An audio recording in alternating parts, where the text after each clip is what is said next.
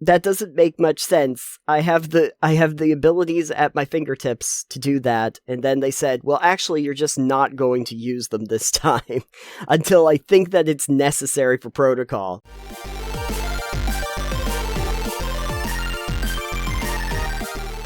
Finally on the show, Alex, I wanted to talk to you about a bit of a trope that I reminded myself of when I played a game recently. I was playing Plague Tale Requiem, which is a game that is a follow-up to Innocence that came out back in 2019. And in that particular game, you play Amnesia and her brother Hugo, and you're going through this land that is infested by a rat plague. And nice. Always fun. The first game was very stealth heavy, and one of the things that you would do in order to, make the stealth work is you had a sling with a rock and all sorts of fun stuff, and you'd uncover different kinds of special alchemical ingredients that you could use, thanks to your alchemist friend Lucas. And so you could set things on fire or extinguish fires, etc., so that you could move rats around the board because they hate fire. A whole bunch of different things like that. Well, I noticed something very quickly when I started playing Requiem, which is that you don't really have any of that at the start of the game.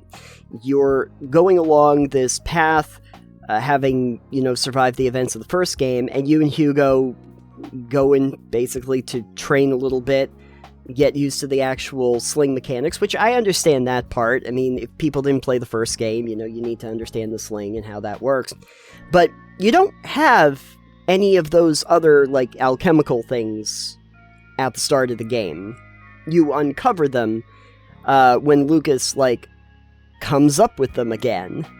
With new ingredients, I guess, that you get.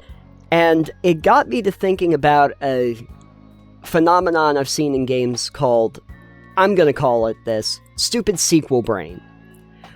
Which is basically when your character just doesn't remember things that they could do previously.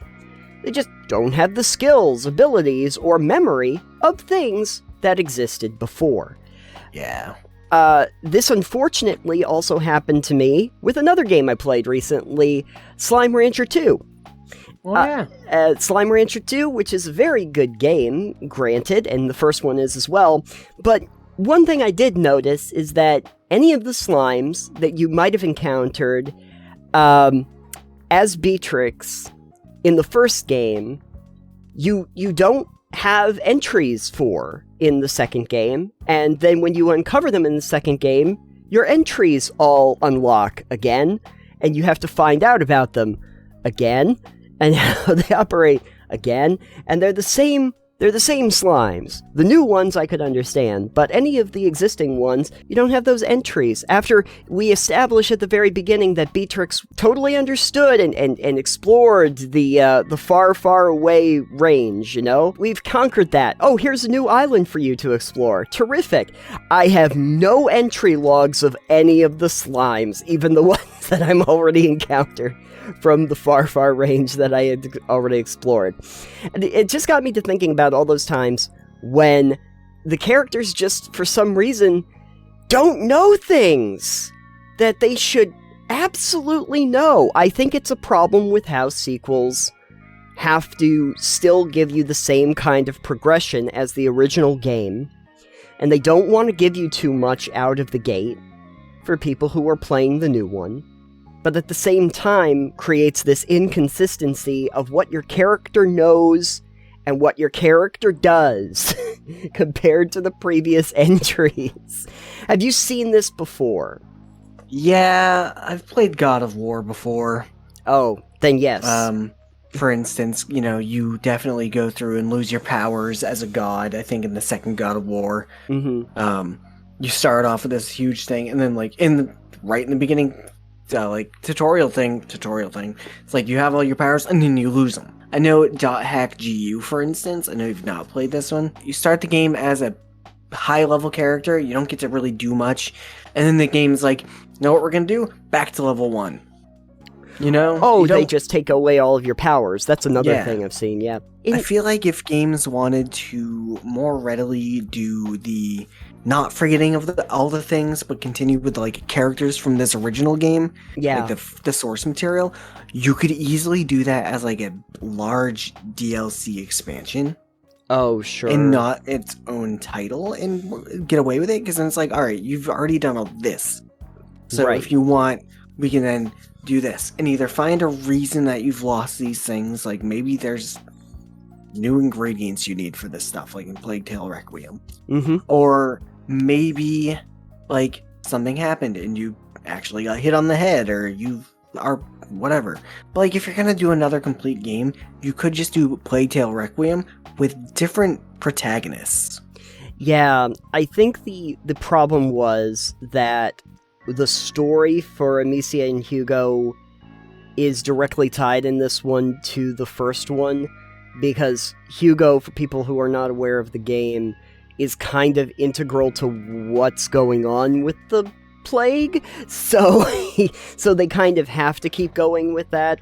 But it does also do that thing where, like, you know, we had the plague, we thought we cured it. Uh-oh, it's back. It's back now, Yeah. and we've got to figure out what we're going to do about it. And hopefully save Hugo's life in the process. Now we got to go on a whole new journey. Don't worry, folks, it's going to be fine. One of the things that kept coming up in my mind was Metroid. Because in similar fashion to, like, God of War, they try to justify the reason why in every game you just don't have your abilities. Like, in God of War 2, what was it? That you go into the Sea of Souls or something, like, soon into the game, and it, like, saps all of the powers that you had from the first one, and then you have to reacquire them. In Metroid, they do something similar, where Samus, like, would land on a planet.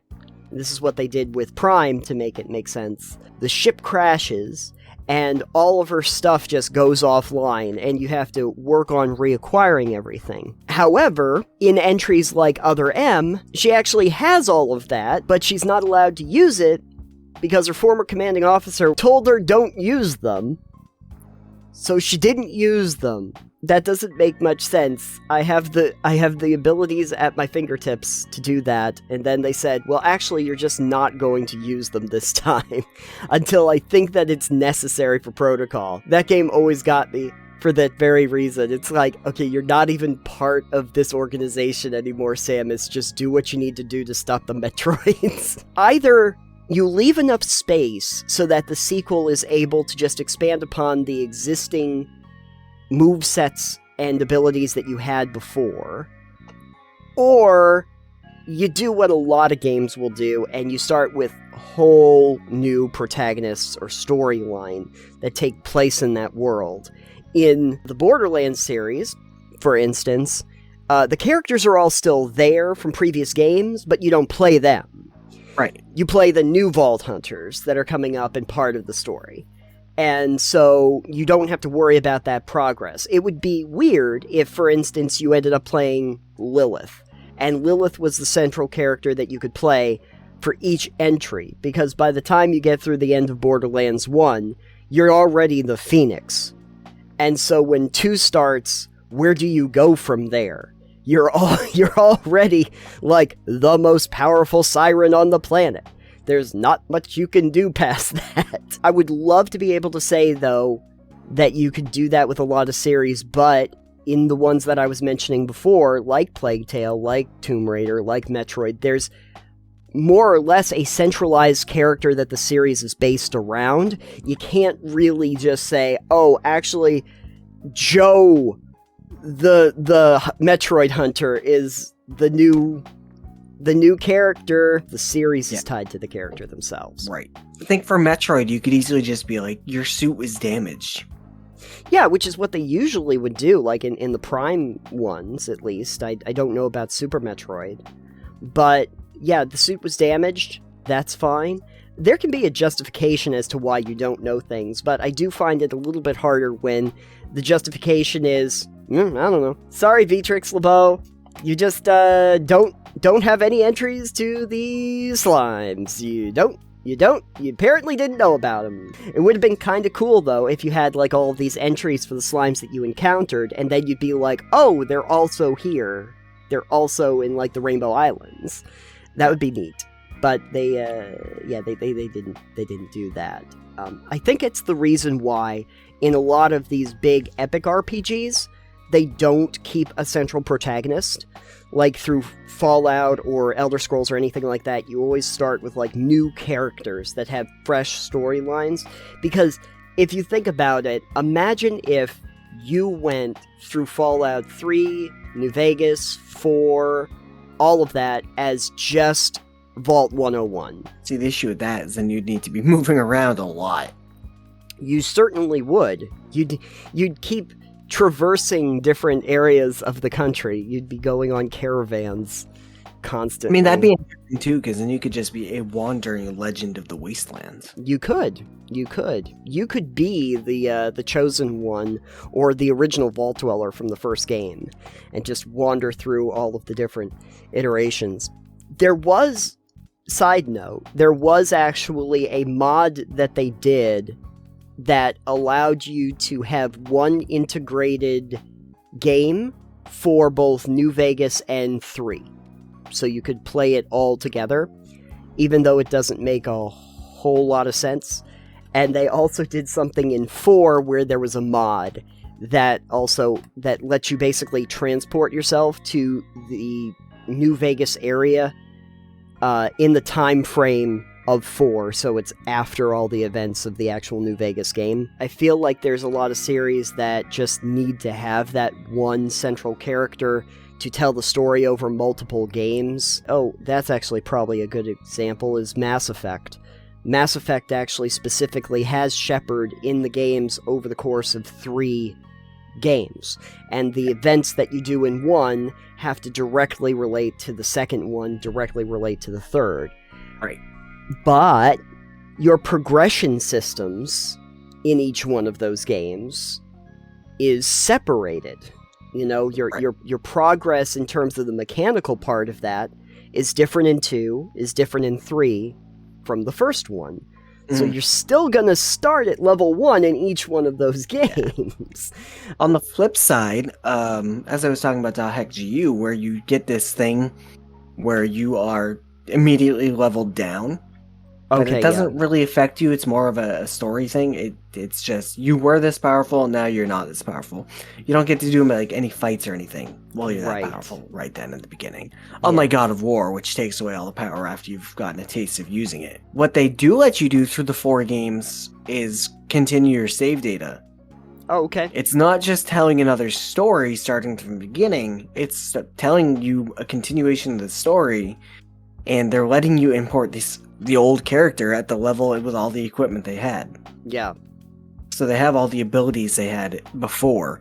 And if you don't want to do that, you can start a new character in the second game without playing the first game. Something that gets overlooked a lot is the idea that what you do in the second game has a direct correlation to the first one, and if you're continuing a character's story, that to some degree the knowledge or the character growth that they had in the first game should be able to translate over. So it's just weird when you see that, like, well, I just don't know a bunch of things that I knew before. I don't have the upgrades I had in the first game. Why don't I? I used to be able to carry 100 of these items in a stack, and now I can carry 20 again. Right. Why?